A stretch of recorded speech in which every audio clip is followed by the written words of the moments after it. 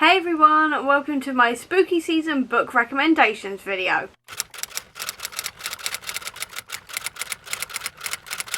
We're now into the time of spooky season, which means we're going to be all reading spooky books. So I'm going to be giving you some recommendations for some books and also some comics to read around this time of year to sort of really get into that spooky spirit. So let's get going. First one I'm mentioning is the Cassidy Blake series by V.E. Schwab. This is following a young girl who, after a near-death accident, can then see ghosts and she can see behind the veil, this kind of thing, and her parents are also sort of ghost hunters, but they don't have this power, and she gets dragged around all of these very, very haunted cities throughout the series and has to deal with all of the ghosts that are there wherever she goes. And this is so good. This is definitely creepy, definitely got that slightly more haunted vibe. If you're looking for a creepy middle grade book, definitely give Cassidy Blake a go. And actually, if we are talking about V.E. Schwab, I also have to mention Gallant. This had such Crimson Peak vibes and like haunted spooky places like this. It's sort of like Crimson Peak meets Coraline,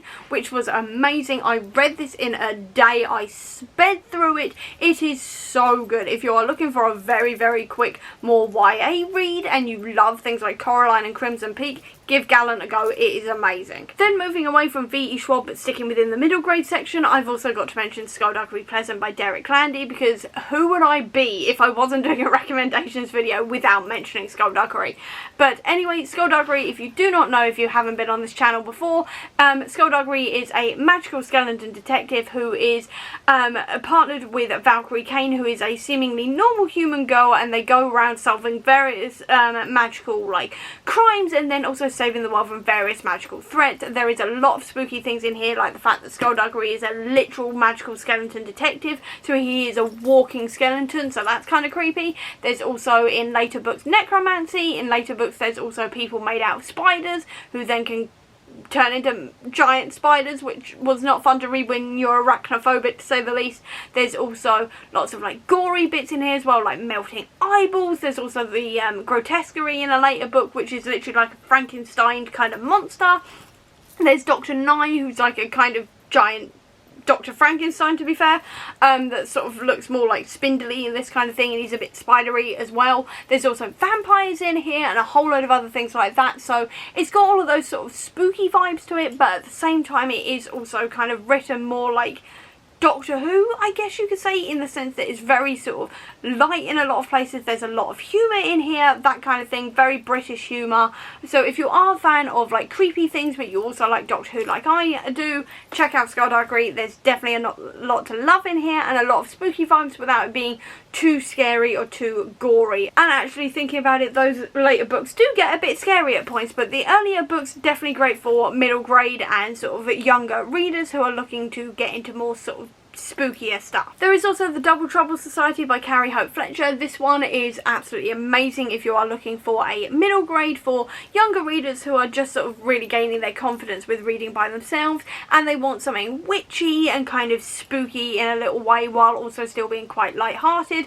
The second book in the series, the Double Trouble Society and the Worst Curse, has just come out, and that one also features vampires, werewolves and ghosts, and there's also mention of necromancy, things like this, so check that one out as well if you are looking for more spooky vibes. But this first one is mainly witches and it is a really good time. If you're looking for things about like witches, friendship, sisterhood, this kind of thing, definitely give this a go. And also if you are looking for sort of slightly spooky books for kids who are getting into reading by themselves, this kind of thing, give this a go as well, because it is perfect for them. Then if you are looking for more YA to adult suggestions, I've also got to mention the Market of Monsters series by Rebecca Schaefer. This is all about a girl who lives in a world where everyone knows monsters exist and there's a black market for monsters and monster parts, and her mother goes around finding all of these monsters, capturing them, killing them, and then getting her daughter, our main character, to then dissect them so they can sell them on the black market, and what happens when our main character gets sold to the black market in the first place.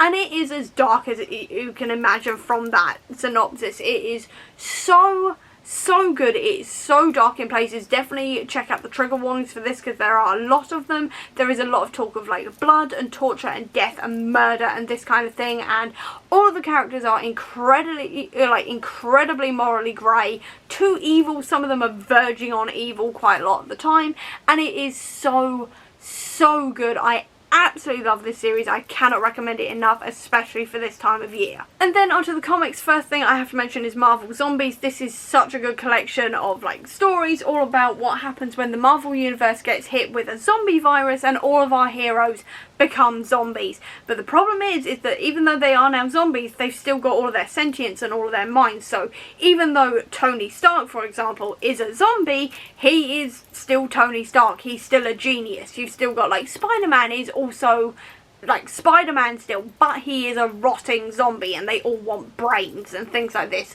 And it is so good. If you are a fan of the Marvel Universe, definitely give it Zombies a go, because this is a really good look into what happens when your favourites turn into zombies and you just get that like zombie goodness from it. Essentially, it is gory, it is brilliant, the plot twists are great. If you've watched What If, some of the plot twists you will recognise from there in this, but it is incredible. I highly recommend it if you are a Marvel fan. There is also the Black, White and Blood series. This one is following various Marvel characters, so you have Wolverine, Deadpool, Elektra, Moon Knight and then also Carnage at the moment, and it's following them throughout their lives as they go through their bloodiest battles that have never been seen before. And this is definitely more of like an adult comic, to say the least. This is an adult comic and it is so good. This is absolutely incredible. If you are fans of these characters and you just want to see more of their stories, but you want to see a more adult version, definitely give this a go. It is bloody to the maximum in a lot of places. It is really good. If you want to check it out, like these characters and more darker stories with them, you cannot go wrong with Black, White and Blood. And then actually I've also got to mention Deadpool Kills the Marvel Universe, because this is essentially what happens when Deadpool becomes a slasher.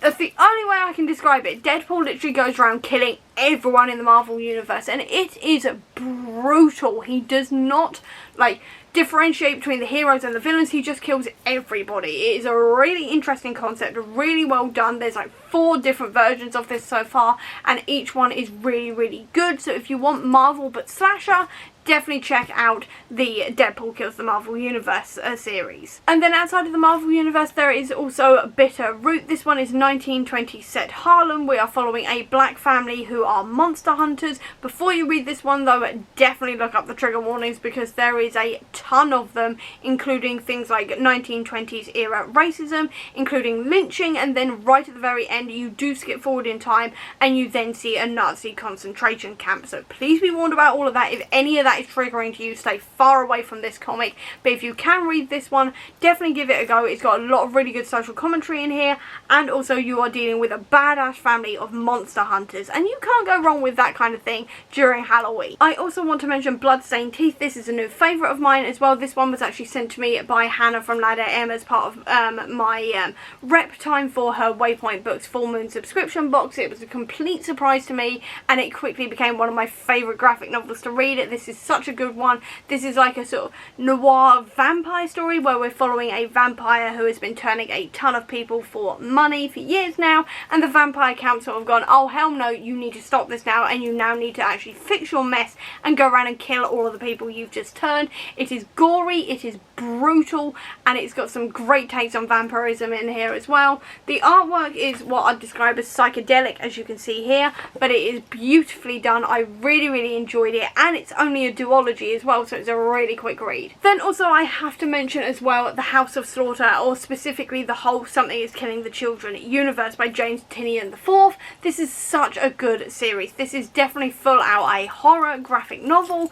and it is amazing to read. I thoroughly enjoy reading this series. We are following Erica Slaughter in the main run, Something is Killing the Children. She is a monster hunter, and she goes around essentially hunting monsters and dealing with that kind of thing. Then the House of Slaughter spin-off is all about the order that trained her essentially, and her rival specifically is focused on in this one. We are following all of these types of like monster hunters and monsters in general, this kind of thing. It is super gory, so please be warned about that.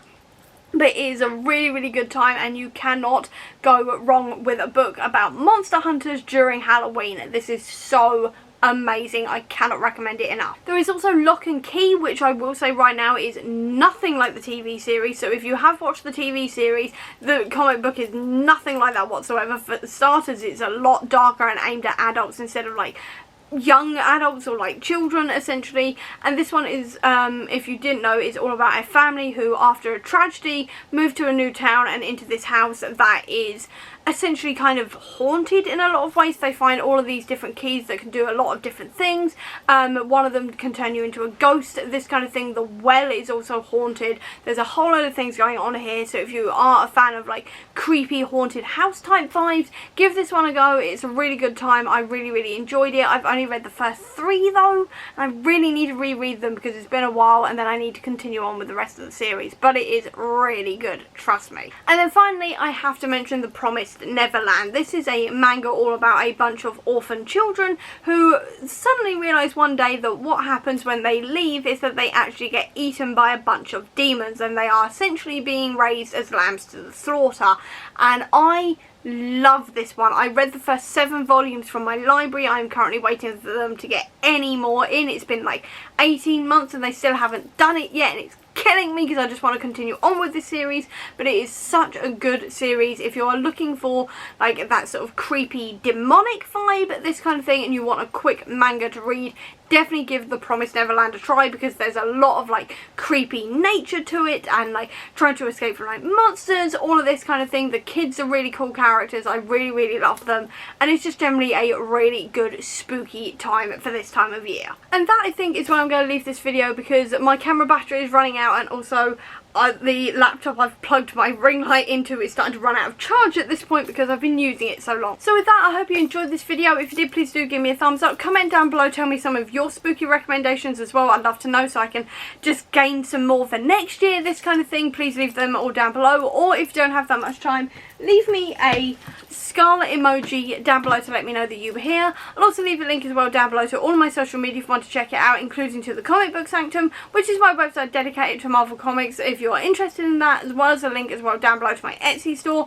that has a ton of spooky bookish merch if you're interested in that as well. Or if you just want to see any more of my videos, please click subscribe here, and over here will be the link to my previous video. But till next time, everyone, bye!